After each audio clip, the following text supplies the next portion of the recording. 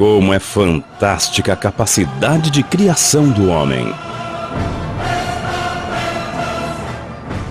Para que a humanidade chegasse ao estágio em que hoje se encontra, foram necessárias grandes descobertas, invenções e inúmeras outras ações que fizeram a roda da história girar. O domínio do fogo conquistado pelo homem na pré-história, a prática da agricultura que transformou o homem de um nômade para um construtor de cidades, a fundição de metais, que possibilitou novos instrumentos e ferramentas, iniciando um novo ciclo que avança até os dias atuais. E uma outra questão significativa que promoveu o desenvolvimento da humanidade foram as tubulações, que eram utilizadas para transportar água dos reservatórios naturais para vários locais.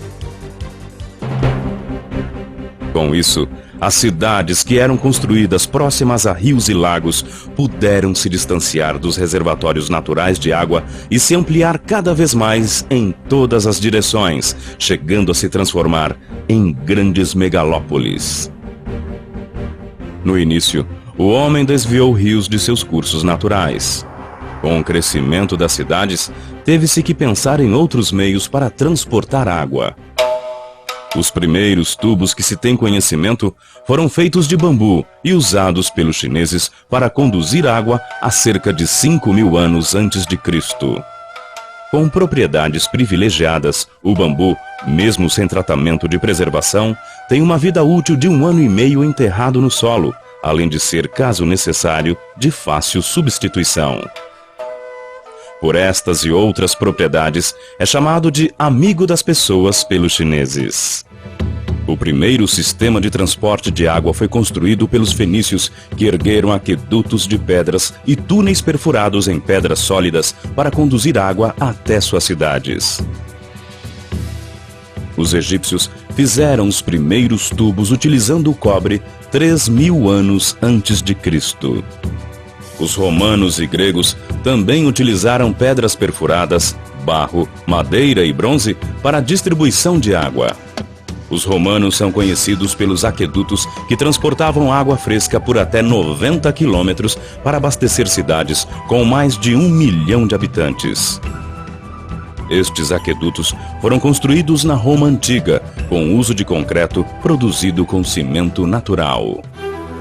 Com o passar dos anos, esses materiais provaram ser insatisfatórios, pois eram propensos à deterioração e constantes rupturas. Entretanto, durante quase 1.500 anos, não foi feita nenhuma melhoria significativa em tecnologia de abastecimento de água, até surgirem os tubos de ferro na Alemanha e França em meados do século XVI. O primeiro registro que se tem do uso do ferro na construção de tubos foi em Langensalza, Alemanha, em 1562. Porém, o primeiro sistema de tubulação para a distribuição de água foi em Versalhes, na França, em 1664. A tubulação de ferro tinha mais de 15 milhas do Marly-en-Seine até o palácio e área circunvizinha. Nos Estados Unidos, por volta de 1700, inicia-se o uso de tubulação construída com troncos ocos de árvores e de madeira. Os primeiros tubos de ferro foram importados da Inglaterra e Escócia para substituir esses sistemas condutores de água de madeira que estavam deteriorados em Bethlehem, Pensilvânia. Os primeiros tubos de ferro produzidos nos Estados Unidos foram numa fundição em Weymouth, Nova Jersey, por volta de 1800.